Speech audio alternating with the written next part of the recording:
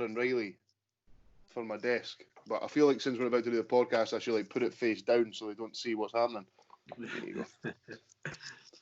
Got a wee drink set up here. I got my laptop to my left. I got my phone recording now. Hopefully it's better quality.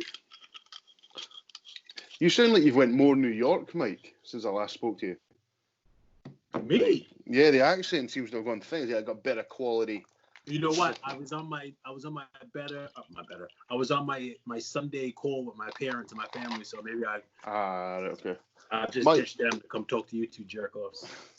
Jerk-offs. There he is. Jerk-off? There he is. Look at Andy. On the greens. How was it, international, baby? We'll have to get into the golf. Fuck is this? Okay, I've just made a wee. I've not got that much tonic water. All I've got to drink is vodka, so I've also brought through the blackcurrant juice and just made myself a nice wee fizzy blackcurrant and vodka. Nice. Adam Carolla, he has a line of spirits that he calls Mangria because he just talked about it. Oh, okay. He used to come in the house and just pour vodka, whatever the fuck was in the house, into a glass. He was like, "Hey, this tastes pretty good." Just get trashed every night. Strawberry sizzler. Yours, Andy, was a strawberry sizzler. Yeah, I was just going to say there, Murray Ged was world renowned for me and him at parties whenever we're just hanging out in the kitchen making a pretty wild punch. You just throw anything into it. Tends to be the shittier looking the colour, the better it tastes. So. Oh, yeah, it was like you've got the end of the party. I once remember being at a party and drinking Baileys and milk because it was the only thing left.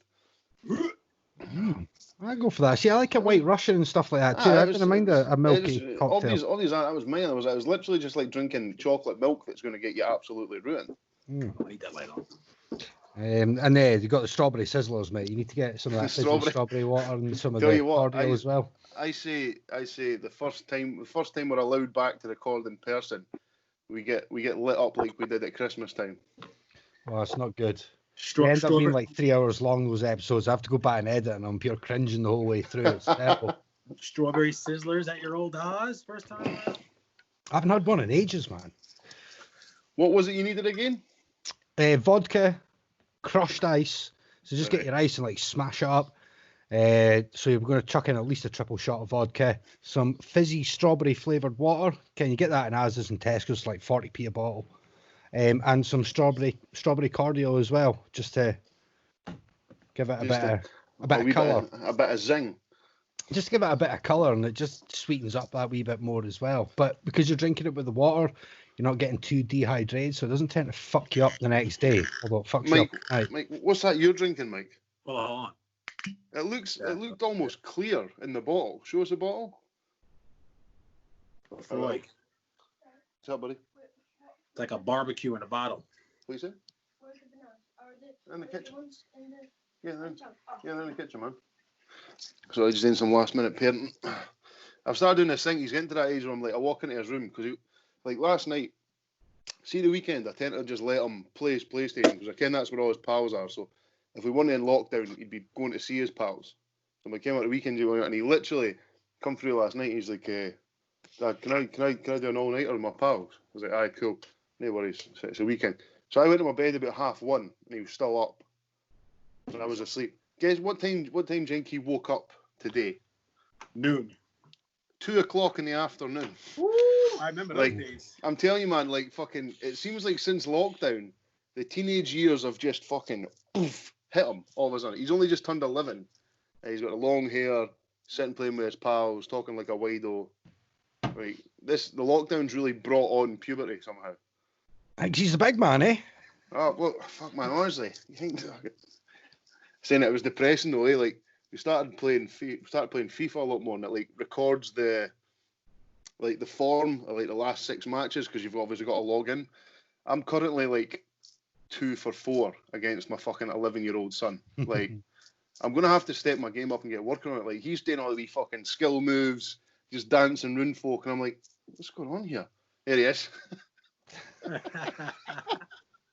Right, well, we get this bit started and then we'll actually start rolling into some chat. Yeah. I think the last show we did, I don't even think I did the introduction. Standards have been slipping. So, ladies and gentlemen, welcome back to another lockdown episode of Perth's premier podcast, Monkey Sword Fight, with me, your host, Jordan Patrick, my co-host. El Grande Nipes, the big nip, Yeah. El Nipperino, Nifty Hell yeah. Doodah, the METHVEN man. The Not nip drink. right here. I got a There nip it is. here. Look at that. The big nipper. Words I got with a nip dots. right here too. Man's litty like a titty right now.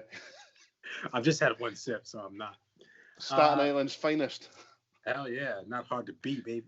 Words Words with with dots. dots. Yeah. You are allowed to be both a masterpiece and a work of progress simultaneously. How you like that? Yeah? Well, that's not bad. That's not bad. That's not bad. I don't know, the man passing judgment silently on the left of my screen is your old da, Pershar Pirlo, Bridge of Ernst, Patrick Vieira. It's your old da, Andy Mack. What's Here he happening? is. It's yourself. How you doing, son? Yeah, just All having, right, chaps? yeah, having fun. Yeah. See, your old dad was back out on the course. How was it, mate? Oh, it was good. It was good. I was out. What was I out? Tuesday, Wednesday, Thursday. What was really disappointing was that the course opened up again on Monday, and you couldn't get a tee time. Let me change my background for this chat. You couldn't get a tee time for Love Nor Money. It was a beautiful day, and then Tuesday, Wednesday, Thursday, it's been basically what it's been like today. It's been shit. However, nice being back out. Just gutted that as soon as the course opens up, the weather's crap. So, Yeah. what are you going to do? How did you play? Surprisingly well, although I wasn't keeping score. It was more just about going out and getting a feel again. 2 or 3 things I noticed were I was hitting my irons really, really well. I was really happy with that. My driver, which I used to have a problem with pushing it to the right, no longer push it to the right. I seem to be turning it way over to the left now, so I've got to kind of fix that. Putting was decent, but my short game, my chipping in and around the greens was appalling. Appalling. It just goes to show you, man, like you play like off a 12, so you can get about okay, but that short game in and around the greens is so crucial to playing to your handicap or under it, and if it's not working, scores go up and up and up. Drives for show, putting for dough, man. That's it. That's like my golf game's poor at the best of times, but like, see on the putting, I can easily make it to the green well under par, and then I'll finish the whole double par easy because my putting's just fucking not even existent. Well, putting's all right. I think for me the big thing was just being back out again. Yeah, okay. It was just like, let's get back out and let's get on it. I don't know if I'll play competitively this summer because, I mean, it's already June now. You've only got a couple of months of the season left, and then, by September, that's you sort of winding it up into October. So I don't know. I think I'll just play casually this summer and get back out again on the handicap and the competitions and that next year. Because that short game was what got my handicap way down well quick, but to come back from such a long absence, that short game is really rusty, man, and I'll not be able to save the strokes that I would have been able to save 9-12 months ago. So what's your go-to club? The loft, baby. For what? Depends on what situation. So you've hit yourself a Midland drive. You're slightly uphill, but not too much, and the wind's coming at you. What are you going for? It depends on the yardage, but it also depends on the layout of the course. I've got certain clubs in my bag that have a certain shot shape to them. So I've got a hybrid 19 degree. I don't play with a 4-iron, I play with a hybrid, but it does tend to have a little bit of a fadey flight on it. So it depends on the circumstances. Certain shot, if I need a little fadey shot in around 180 yards, that's going to be the go-to club for me. But if I need a big drawn shot, 190, 200, I need to play a different club, or I need to think about what I'm doing. So I don't have a go-to club as such. In and around the greens, generally my pitching wedge, I'll just chip it and skip it along the green. So there's nothing more satisfying than a deadly wee chip. A wee chip. It's a lovely wee. If you can just get it up and down, it's a beautiful thing to behold. I used to love playing like my 60-degree wedge now, because you just fly it up in the air. It's all about loft. It's not a distance club. And then trying to drop them on the green, kill them stone dead, bit of spin back, whatever. But what I realised was actually I'm better just like using my pitching wedge all the time in and around the green. Stop trying to play like the pros and stopping it on a dime, all that kind of thing. It's just bump it up and just run it on and get it as close to the hole as you can. Yeah, I guess if I got a go-to club in a situation, it'd be my pitching wedge in and around the greens. Just bump and run. Speaking of playing like pros, did you watch, I think it was Tiger Woods and Phil Mickelson with Tom Brady and Peyton Manning? Did you watch that? I did, yeah. It's good banter. Yeah.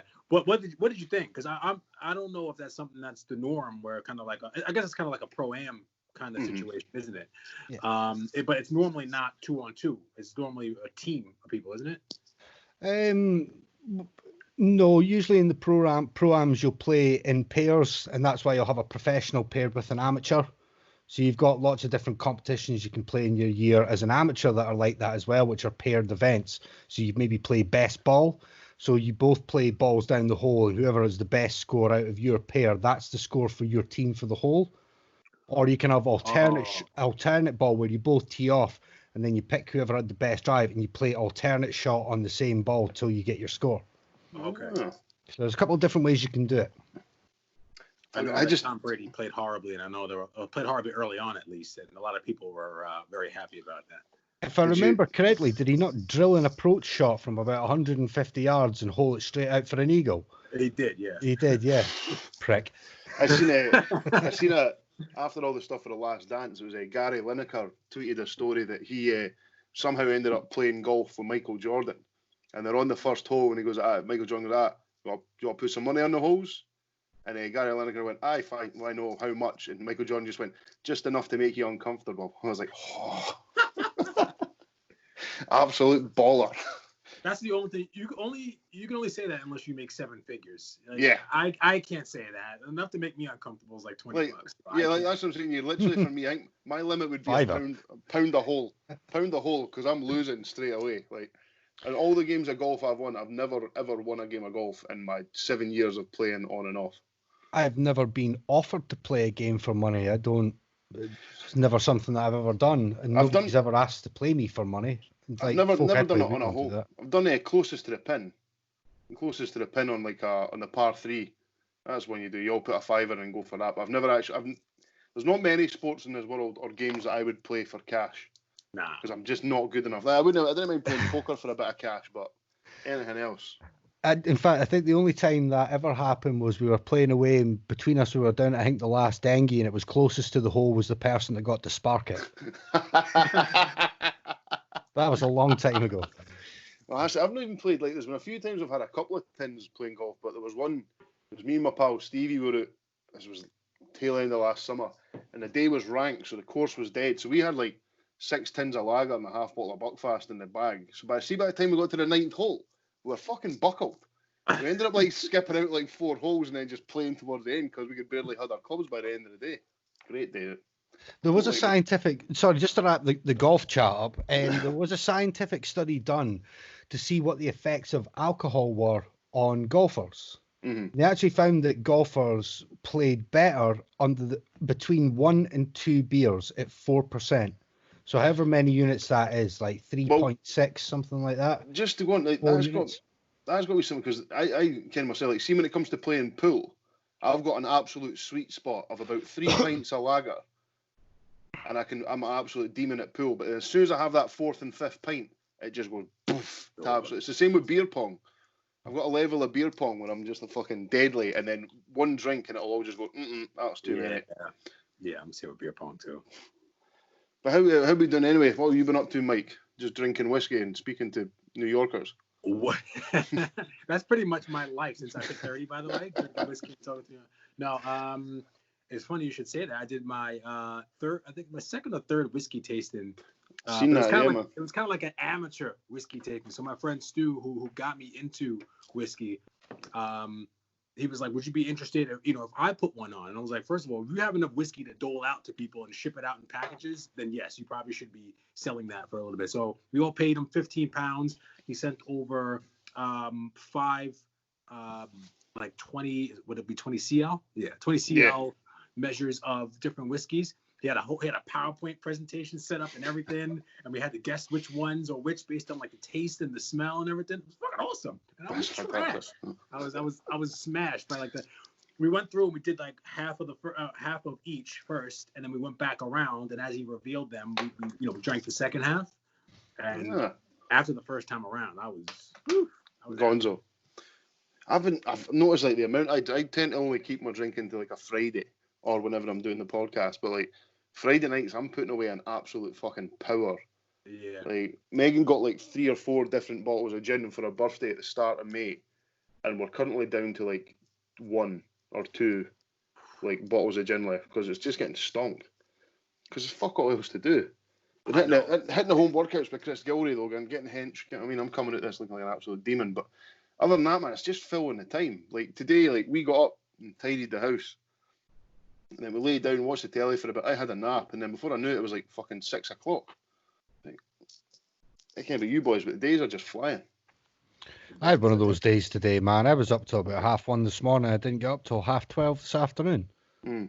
Then I sat and had something to eat about 3:30, which was it's going to basically be my tea. Uh-huh. Pissed about, made a couple of beats, and then before I know it, I'm doing this podcast. By the time we finish, it'll be 8:30, and I'll have a couple more beers, and that'll be the day gone. Like, what the fuck did I actually do today? I didn't care about you, but I've kind of tried to give myself a bit of slack in times. Like you get days like that where you just have to just do, like you just have to kind of give yourself a break. You can't be thinking I've got to be super productive every single day. There's only so much stuff you can do in your house. There's only so many things you can clean or fucking watch the telly. Like even if you're watching something brand new, you've then got to take an hour. And like if you're not watching the TV, what do you then go and do in your house? You know what I mean?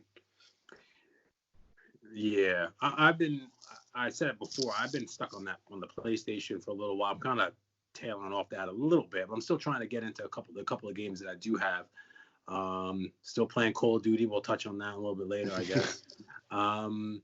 But I don't know. I've been doing some reading. I guess we'll get into that and watching and listening to, but just trying to do a little reading. And even today, I got up a little bit later than I normally would because I went to bed around 1:30 like you, Andy, and I ended up doing like some work, which is weird. Like I got up and I was like, I might as well knock out this PowerPoint I need to do. I discussed myself actually saying that.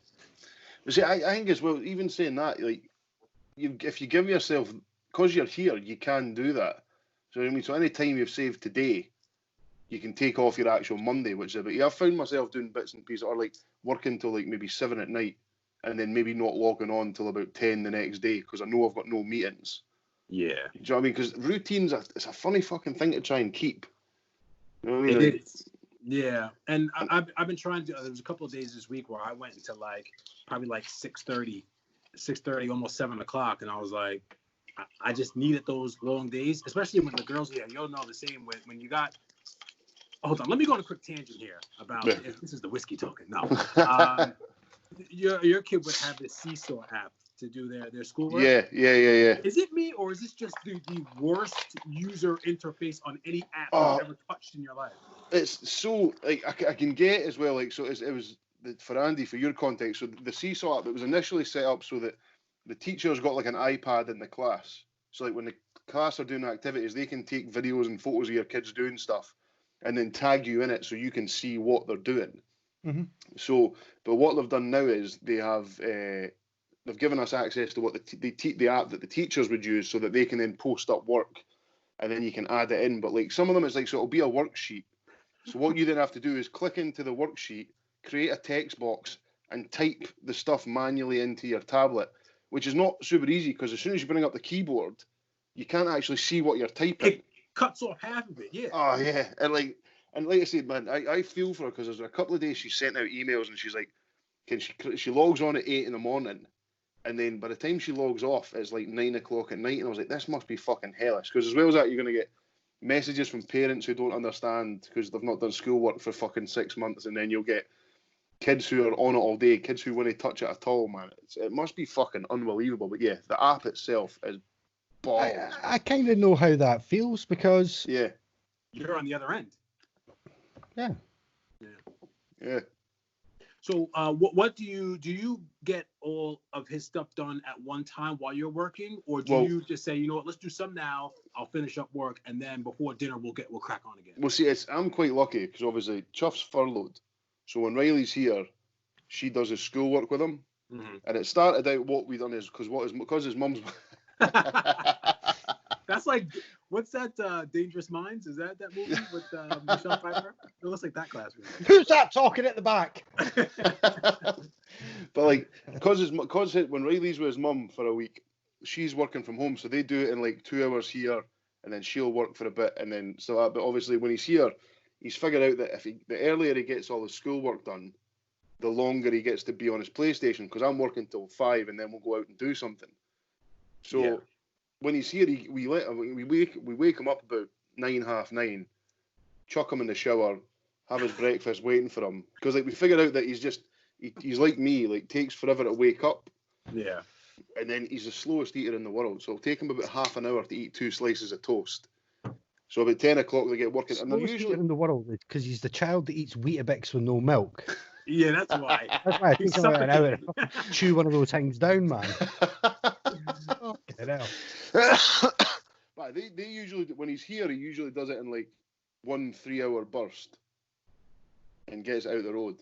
But like I say, if Megan wasn't here, I'd be fucking struggling, because I'd be trying to do all my work and then obviously get him to, like, so if I was on a meeting for an hour and a half, I'd have to get him to either do his work by himself, which, because he's 10, will be shite, because he's like, I'll do the bare minimum. Nobody gives a fuck. You know what I mean? Like, the amount, like, we were sitting writing a story. Like, see, when it comes to, like, logical stuff, like thinking, like maths or anything like that, like linear thinking, he's brilliant at that, but trying to get him to write a story. And I was like, it was about a haunted house. I was like, close your eyes and imagine a haunted house. I was like, do you see it? And he just went, no. I was like, oh, fuck me. Gotta visualize that shit. But are you finding the same with the girls? Are you? Yeah, so they're the same. Like, I tell, in theory, they like the idea of getting rid of that shit early. Do the work, get rid of it, and then we can watch YouTube all day. You know, I let my daughter bake. You know, as long as you don't set the fire alarms off, you go bake. That's fine. That's cool. But then sometimes it's like it's difficult for them to do certain things. So I was sitting up at the desk upstairs, and they were down here doing the work. But then they're up and down the stairs. Like, what's this? What's that? Yeah. I don't know how to do this. So then the other day, my youngest daughter, she was like, "Oh, I need to learn how to do this." It was something having to do with what's it called when you, not your communion, but what's the process? The Eucharist? Do you know what the Eucharist is? Oh yeah, it's the bread, the actual the bread. Yeah. Yeah. I don't know about that. I'm a sinner. I don't know about any of this stuff. Okay. So she was like, "Well, what do I have to do?" And I was like, "Did you read the instructions?" And she's like, "Yeah, I read the instructions." I was like, "Did you watch the video?" She's like, "No." I was like, "Watch the video, and then it should tell you what to do." And then she watched the video. She came back upstairs. She's like, "I don't know what to do." And I was like, "Did you watch the video?" I was like, "Go watch it again," because I was annoyed at this point. I was like, "Go watch it again," because you obviously didn't understand what's going on. So then I get a message from her mom, and she's like, "Oh, Sienna's upset." And I was like, "Why?" And she's like, "Because she said that you yelled at her about her work." And I was like, "All right." So now I'm annoyed now. So then I go down there. I was like, "All right, let's do this together." So now I watched the video. The video has nothing to do with the questions that are on the sheet. And now I feel bad. I feel terrible because I'm like, shit, I just yelled at her because she was trying to do her work, and it's nothing to do with anything. Oh, so man. then we kind of came to an agreement. I was like, look, we'll all stay down here in the same area. So that yesterday, on Friday, we all sat at the table, and I had my laptop there set up, and they had their devices set up doing their work, and it worked a lot better. Yeah. What's it like from the other side though, Andy? Well, I was just going to say, I'm not suggesting based on your guys' like personal anecdotes there that it's any easier for a teacher, but it's really, really difficult just now. And I can imagine it's twice as difficult in primary school. And I can imagine it's even more difficult in secondary school because, okay, you teach one specialist subject, but you've got perhaps 6 years, years 1 to 6 through at different levels. Say you're teaching maths. Now, you've got to prepare content and be able to keep them going through all this. What if you've then got kids of your own? So you're dealing with like what you guys are dealing with. Oh, man. And then trying to, on my side, which is deal with, okay, you don't get it so much with the primary kids, maybe a little more than secondary, but certainly for me in further and higher education, it's tricky. Oh, because if your students, are mature in that and they're just like, oh, fuck it, we're off. And you don't hear from them for ages. How the fuck am I meant to know where you're at? How likely are you to complete? Have you got any mitigating circumstances? Is there anything I can do? Is there anything that you need resource-wise? It's really, really difficult. And my students have all submitted in the last 2 weeks, and we've just finished all the marking, like degree marking and that as well. So I've been second and third marking like honours level degree stuff all the way down to NC level. So it's a huge range of stuff. And it's like trying to get all this done on the back of, all the work we've kind of had to put in while we've been off it. So now like, right, we've got 3 weeks left, but that's all now preparing for next year. And it's like, we've got to kind of rip up all these modules and figure out how we're going to deliver them online, get that done in 3 weeks so we can go on holiday and come back and be ready to go first week of September. It's fucking mental, man. So wait, Like, you're preparing to do this again in the next semester or on the first semester next year? yeah, because if the college isn't open or we've got social distancing measures in place, how can I go down into a recording studio and keep 2 meters apart from all my students if I've got 15 to 20 students in a class? Mm. You know, and it's not like I just teach maths. You know, folk think, well, you just teach audio engineering. Well, okay, so what is it? Is it introduction to UK music industry? Is it appreciation of music? Is it studio recording techniques? Is it remixing? Is it DAW? Is it creative project? Is it work placement? You know, all these different modules across all these different stages of the education process from NC to, say, degree level. It's mind-boggling, man. It's like, I need to know what I'm teaching now for next year so I can start to prepare it now before I go on holiday. Because I can't not do it and then come back in September, because it'll be like, how the fuck am I meant to deliver this all on essentially like Zoom? Well, that's the thing. calls? Is like because they're saying that the schools go back was a week earlier than normal. It'll be August 11th. It's usually the 18th or thereabouts. But like you say, if there's a second peak, that's sort of holding on to the fact that we're in whatever phase of the government rollout that is. Yeah, but you've also got the issue with teaching unions and things as well. You know, it's all fine and well saying, okay, the schools are going back early. Mm-hmm. Okay, but to give them their holiday that they're entitled to, we're coming off a week early. Mm. Yeah, exactly. Yeah, no, it's fun. I'm glad. I'm so need glad. that type of prep.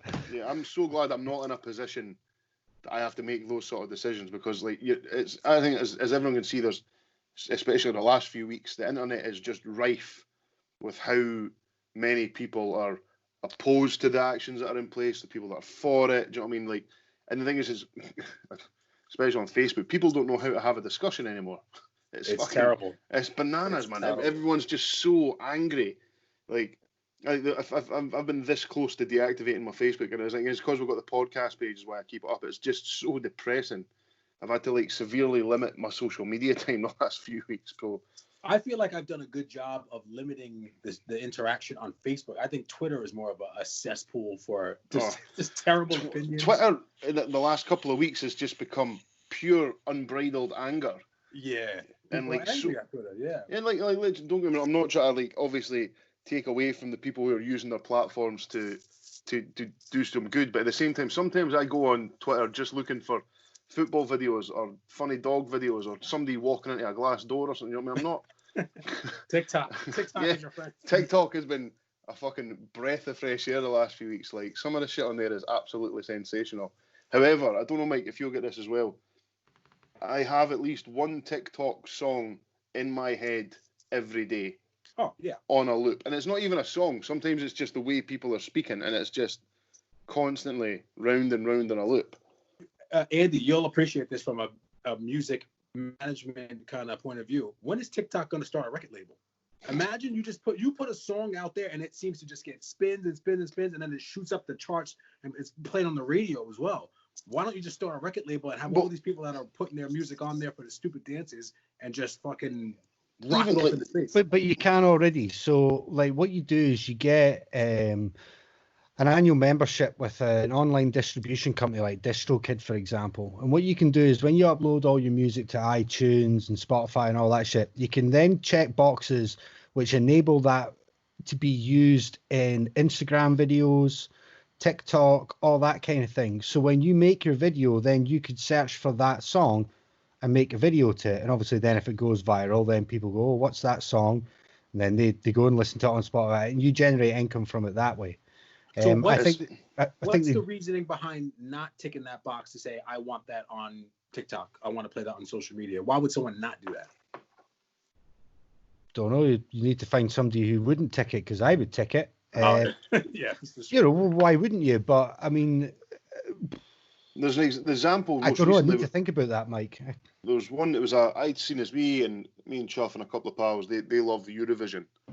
And there was a couple of songs this year. One of them was the song by the group from Iceland, or it's a guy called Daddy Freyr, and he's got a song that I thought it was catchy as fuck, really well written, but it has went mad on TikTok, and like his viewership from that one tune has just skyrocketed.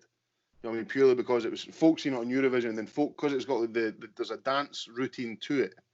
It's quite quirky, and then folk have started doing the dance routine on TikTok, and it's just went fucking mental. Yeah. Well, like, look at Drake's last song was specifically for TikTok. Yeah, that's crazy. Toozy Slide or whatever it is. That was literally why he did it. Yeah. Absolute money move. But I don't know. Let's try not to talk about the depressing fact that the world's on fire. How about we jump into watching and listening to? Hey, rough segue. I've really fallen off the bandwagon on my reading. I was reading so much at the start of lockdown, and it's really just went south. But I've been watching clearly, obviously, another comic book series called the Doom Patrol, and it's like it's a DC comics from a run in the 80s, I think, by a guy called Grant Morrison, and it's fucking bananas, and it's really well done. It's like 5 sort of misfit superheroes, but they live within the universe that, like, it's got your Superman and your Batman and your Wonder Woman, so like they're all like the top tier guys.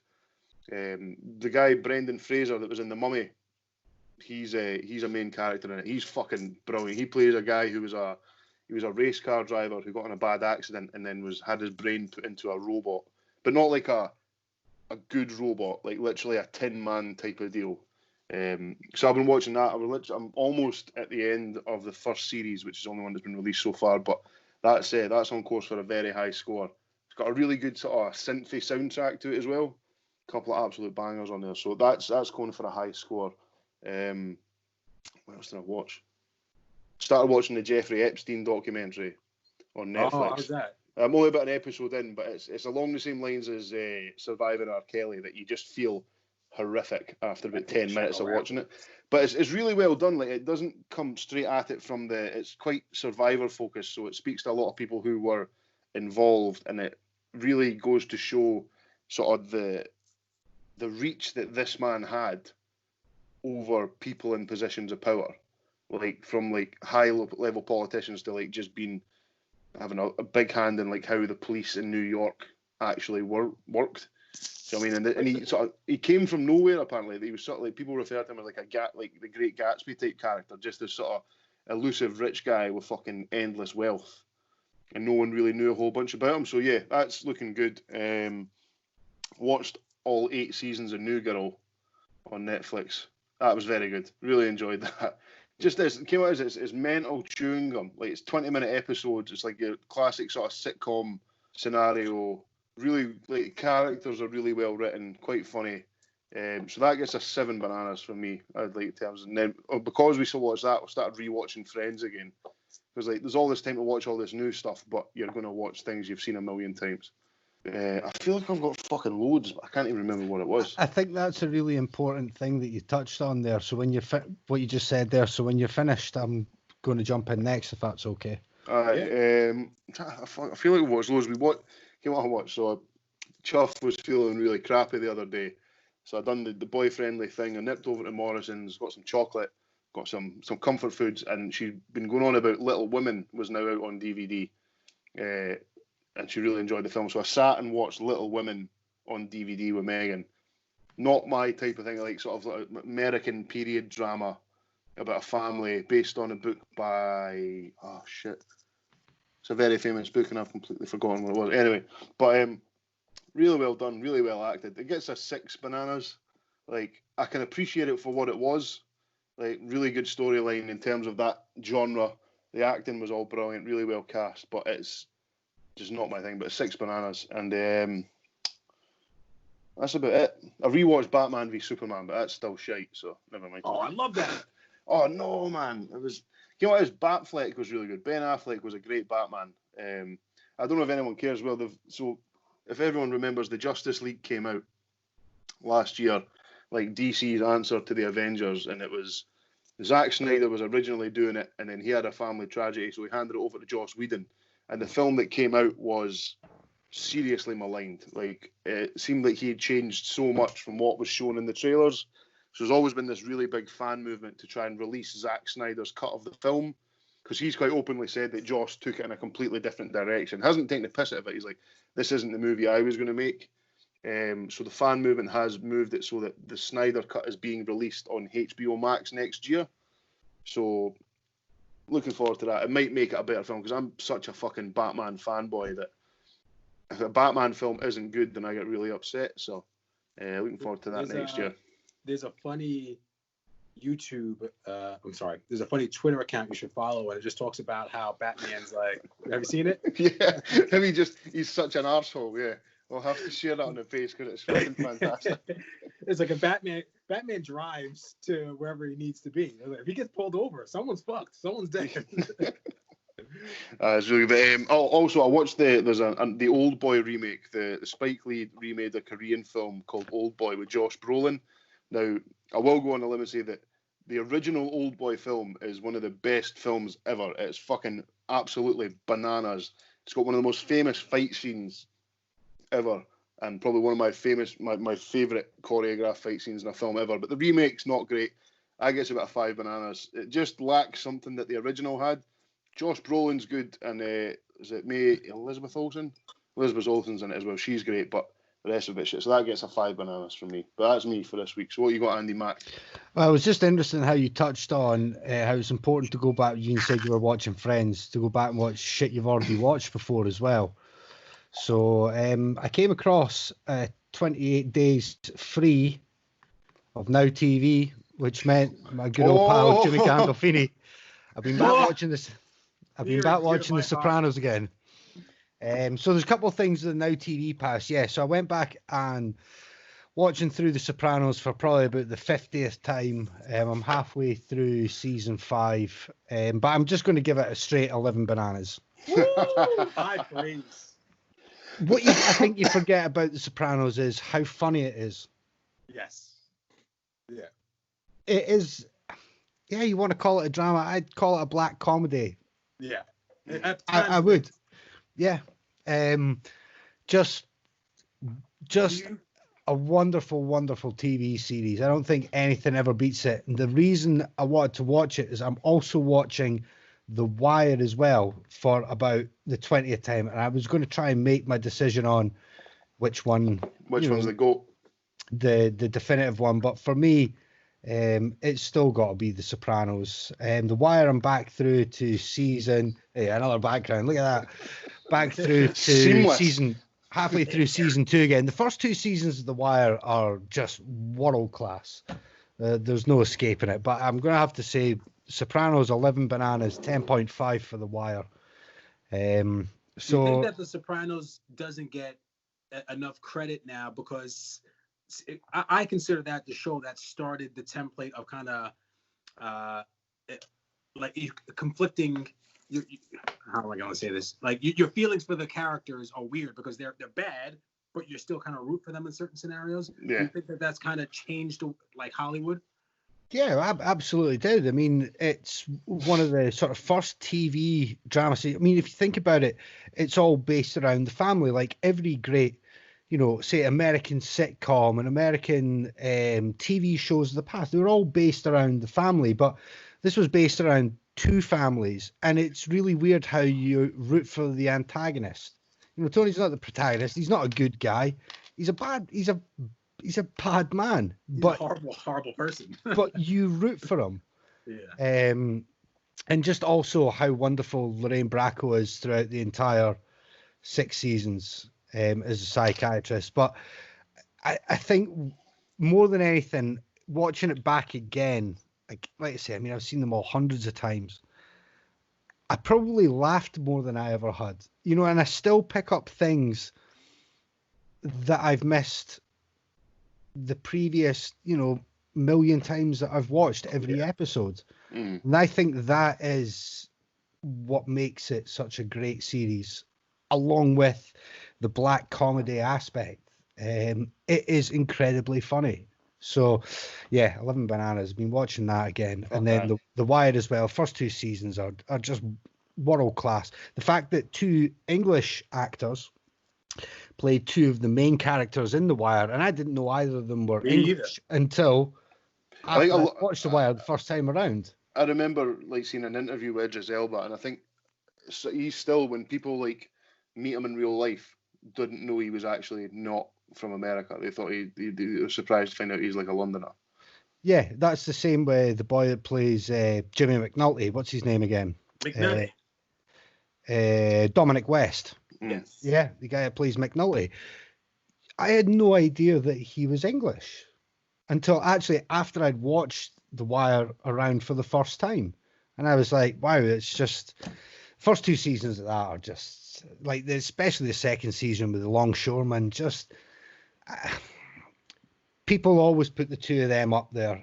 For me, The Sopranos just edges it. So anyway, oh, dude, you've got to go back and watch them. I got Now TV free for 28 days, so I'm basically just ripping the arse out of Sky Atlantic again, just enjoying all the HBO stuff.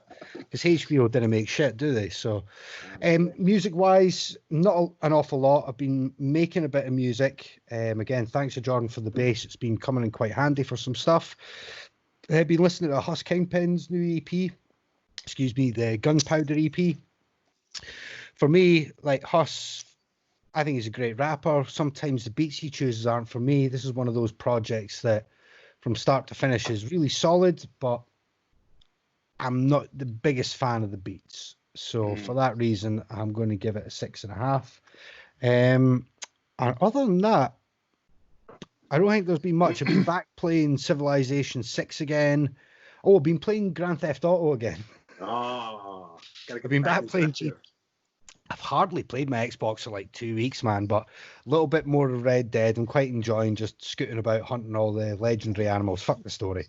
GTA, I've just been back online again, playing a lot of blackjack in the casino. And I'm still playing some online poker. Actually, I had a good result a couple of nights ago. Got a fourth place. Can you play blackjack in the casino on GTA? Yeah. Oh, well, I can't what I'm doing later on. Yeah, it was roulette, blackjack, 3-card poker, slot machines, virtual horse racing. There's all kinds of stuff there. Where's the casino? The casino is in the multiplayer. Oh, okay, gotcha. Did you go online in there? Huh? Yeah. Oh, shit. Nice. Interesting. I hadn't been online for at least 3 years. I went back on and I was like, oh, that's all right. I've got like about $700,000-800,000 still in my account. I've got properties all over the place, fucking a fleet of luxury cars. And I was looking at how much has been coming out over the last couple of years. And I was looking about it. I was like, fuck me, man. Like, there's so much to do. It's going to be one of these ones. It's like, I left it for so long. I'm going to come back to it now and get right back in it because there's so much to do again. I think that's what got me into it, was like just the vastness and like how much detail had been put into the map, like, and how much of everything you could interact with was fucking just fantastic. I might actually have to download it because I've still not. Megan's been playing Red Dead like a fucking absolute demon. I've still not even touched it yet. Yeah, Red Dead. I've been playing a wee bit of that, and just to finish up, I've also been playing a bit of Warzone as well. They've changed all the weapons and the gulag and stuff. Hang on while I put myself in the swimming pool here. No, I'm not going to put myself in the ghoulie. No, mate. No. I should have done, though. Fuck. Missed the trick there. I've been playing a wee bit of that, but to be honest, I haven't really been enjoying it. Why not? Don't know. It seems like the meta of the game has changed. Like I really haven't touched it in about 4 weeks, and had a couple of games the other night with my pals, and I lasted about 4 games. And I was just out of there. I was like, fuck this. I don't know. The meta seems to have changed. Like the way people play the game, the weapons that they're using seems to have evolved on. There was meant to be a new season out about 3 or 4 days ago, and we were expecting either a new map or people were talking about like the dam bursting in the map and changing the way the map lays out and all that now, but obviously that got cancelled due to everything that's been going on in America and in the world in the last 7 or 8 days. So I'll probably go back to it when the new season update comes out and we'll have a look then. But I didn't enjoy the ghoulie with submachine guns and assault rifles and that. Ghoulie for me is all about like pistols and shotguns. Yeah, that seems like a more authentic kind of way of doing it. Like if you're in that situation, not like that happens in real life, but you would only have a pistol. You wouldn't have like a automatic machine gun of some type. I think the problem is when you had the pistols and the shotguns, it forced people to play. Whereas now all they do is they come straight out their spawn and then just snap on and mount on a wall with the assault rifle and look down one half of the thing. And as soon as you stick your head out, So it just to be fair, just causes people to camp and play in a defensive mind state, and that shouldn't be what the Gulag's about. The Gulag should be all about hand to hand. Let's go. Yeah, let's rip it and go. So, let's do this like men. So yeah, that's pretty much me for the week. So nice. What about yourself, Mikey Dots? Yeah. So outside of being consumed by what's going on in America, been spending far too much time on Twitter looking at everything happening. But this morning I watched a little Cribs. Remember MTV Cribs? I used to fucking love Cribs, man. And it's funny to watch. These are from like probably the early 2000s, I would say. And it's like, yeah, look at my flat screen TV, and it's like something that's like the size of your car, and you're like, oh wow, that was the flat screen TV. Good job, Master P. I'm still waiting on Andy Mack's Cribs that we were talking about before. Yes, for the Patreon. Carry on, sorry man, it just popped in my head. Yeah, so they had Mariah Carey on today, and like they just showed like the prices on some. This is at the time, of course, it's probably worth more now, but the prices on some of the stuff in her Midtown apartment was like ridiculous. Like 25 grand chandeliers and shit like that. It's absurd. Russell Simmons was the craziest one. I was sitting with Connie watching it. She was like, "Who's Russell Simmons?" And I was like, "What? Do you not know who Russell Simmons is?" But yeah, so Russell Simmons, his house was insane. It was like he had like this posh movie theater, but then when you go upstairs, they have this really kind of garish, like Gucci stuff all over the walls, and like really kind of. It was so crazy how both of his houses. Like, they all had, if I remember from that era as well, they all had like pools that looked like they were rock formations. So they all had like the rip off of the Playboy Mansion grotto and shit like that. There was a big fake stone aesthetic to all of their swimming pools. Yeah, that actually Hugh was on that one too. Hugh and one of his many girlfriends. So also I said last time we recorded about a show called Normal People that I watched, and I described it as Irish people having sex. But I ended up someone else had the book, so I'm reading the book now, and I actually I know people always say, "Oh, read the book first and then watch the movies or a TV show," but I find it enjoyable the other way around. Mm-hmm. Maybe that's just me being lazy, and they're putting those characters in my head, so I already have a visual of what the main characters look like and how they react and how they talk, so I'm able to kind of push that story out in my mind. But so far I'm about halfway through the book, and I think it's really, really good. I think it's better than the TV show because there are parts that they've left out of the TV show. Mm-hmm. But I give it a 7. It's pretty good. Shit. I'm also reading this book for work, which is about buying software for companies, which makes me a nerd. Watched Casino Royale last night. Oh, I watched that the other week. Yeah, love that movie, man. Good film. I'll give that a 7 as well. Also, there's a comedian called Andrew Schultz. Check him. He's doing these new videos because he's a stand-up comedian, and of course he can't work now. He does these kind of videos about the topic of the week, whatever that may be, or he talks about politics, but he does it in a funny way, and he kind of plays, I think, to our kind of demographic, where it's like, yeah, we're not liberal, yeah, we're not hard right, we're kind of in the middle depending on what the issue is, and he kind of makes fun of all that. So maybe I'll link a couple of his videos on our Facebook page, and then you guys can check it out. And also Joel Ortiz and Crooked Eye have an album called Hard, which is pretty good. I was listening to that on the bike, got me through my bike session, my hour-long bike session last weekend. And I give that a 7. It was pretty good too. I love Joel Ortiz. Have you listened to the new Run the Jewels yet? No, I did download it. It's on my phone, so I'm gonna listen to that this week. That's on my to-do list for tomorrow. Riley, get to your bed. Yeah, and they said that they recorded that before all this shit kind of kicked off in America, but it still kind of fits everything that's going on too. I mean, I think most of their stuff is like that anyway. I'll be back in 2 seconds. 2 seconds. All right, is this our time to talk about Call of Duty then? No, I was just going to say, actually, I saw somebody was messaging LP on Twitter asking, did they get Killer Mike in to do some monologue that they'd sampled on the record, but he was like, no, we already like did that at the end of last year. So Yeah. just what you were saying there, like the record's so pertinent to what's happening right now, it just needed to be released now. And on the back of that, I noticed Marco Polo, Pharaoh Monch, and somebody else just released a new track as well, which again they've brought forward based on everything that's going on. I haven't listened to it yet. Also, I'm kind of ashamed to admit this. I feel like I've only been introduced to Queen in like the last, I'd say, 5 years, and so I've heard a lot of their like the first Queen song I heard probably would have been "We Are the Champions," and I thought that was just made for the NBA. You know, right? When the NBA championship, you play "We Are the Champions." You know what I mean? Yeah, made it for the NBA, bro. Exclusive license. And then I heard Sheik Luch has a song called "How I Love You," and then they sample Queen's "How I Love You, How I Try." What song is that?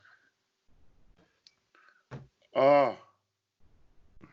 Last night. But it always, even at 35 years old, it still kind of baffles me when I hear the sample or the reference, and I'm like, I was born to love you. I was born to love you, yeah. So I'm like, oh shit, that's fucking Queen. And I was like, oh, that's awesome. So it's good to hear that in hip hop and carrying along the Queen legacy. Queen's amazing. Like when you think about it, like from a technical standpoint, like I know how you make records, right? I think about what you hear on a Queen record that was recorded in like 1977 when all they had was fucking tape machines. Yeah. And it just blows your mind. It's like, yeah, okay, today we can sit down, click, click, click, edit, do all we need to do. In those days, those guys are like fucking slicing tape, put tape together, and then like bouncing 8 tracks down onto 2 tracks. So you then had 6 tracks spare again, and you keep like bouncing stuff.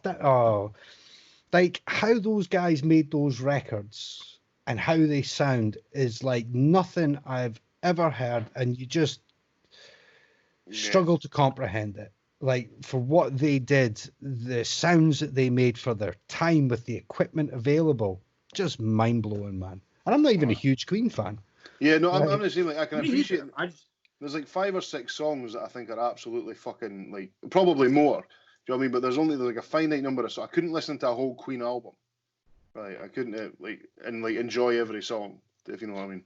They had a really good live album, live at Wembley, like 88 or something, a double album that is honestly fucking phenomenal. The bit where they done their little 15-minute slot or whatever it was at Live Aid back in the 90s, and they were just fucking unbelievable.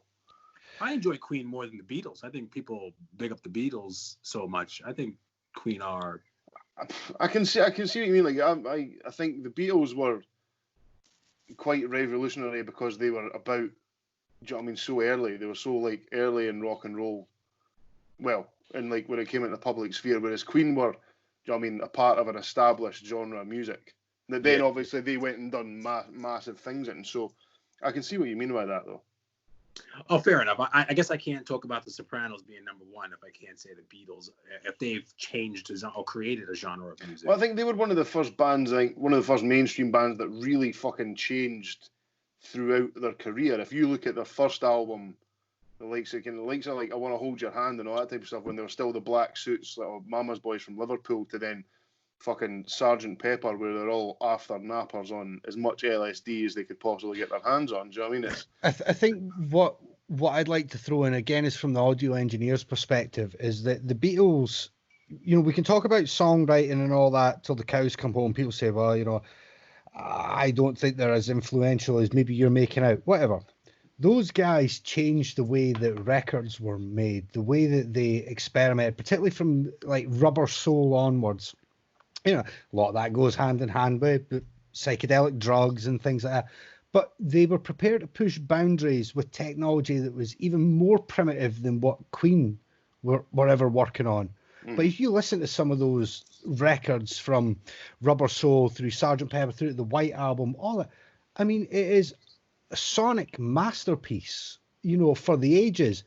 Also due to, again, the limitations that were placed upon them from a technical standpoint. They still created things that people today aren't creating. Yeah. So yeah, Mike. Hey, listen. All I'm saying is What? that's worth as much as the songwriting in my. I mean, the songwriting is just something to itself. I mean, it really is above and beyond pretty much anybody else. But they also have that technical aspect and how they change the way bands approach the studio and approach making albums forever. Yeah. They ripped up the rule book and wrote a complete new set of rules. Fuck aye. I love it when Andy Max talks shop though. Always gets me fired up to go and listen to an album. Aye. Anything else to discuss? Will we wrap this shit up for the week? We can. Yeah. I think we're going to stick on and do some quick. I've just had a really quick idea for some Patreon stuff, so we got a couple of guys. We got a couple of broad noise that just came through. Let's move that to the late show. Let's move that to the Patreon. Yeah. Sound right. Well, we just wrap it up just to say thank you again for everyone bearing with us. Those who are still listening while we stay afloat during the lockdown. Hopefully, in the next few weeks, month, we'll be able to get back and put this out better to the quality that we are all familiar with. Andy, I'm still missing the sports theme tune. I keep going back to those episodes just to listen to the sports theme tune. I'll put it as this week's outro music. That's fine. Yeah. Also, just one thing I noticed. So see when you open up the YouTube app on your phone and it's all auto plays videos silently on the list in front of you. I noticed that ours were automatically subtitled, and it clearly didn't have a fucking clue what we were talking about because the subtitles were all over the place. So if you want to laugh when you're watching the videos back, stick your subtitles on and it's I just hope there's some wee kid in Korea trying to fucking learn English or something that's using our videos to help them learn it fucking with the subtitles. Beautiful. Right, well, thank you very much. You can find us exclusively right now on our YouTube channel, Monkey Sword Fight Podcast. Get in touch with us on Facebook. We still listen to the old ones back on Podbean. If you're working at home, you need some listening noise in the background, get our shit on. You can email us at monkeyswordfightpodcast@gmail.com. I am on Twitter at WagwanPatrice. I am also on Twitter at _MDots. And I'm there as well at Macapella. Thanks for listening. We'll catch you next week. Peace.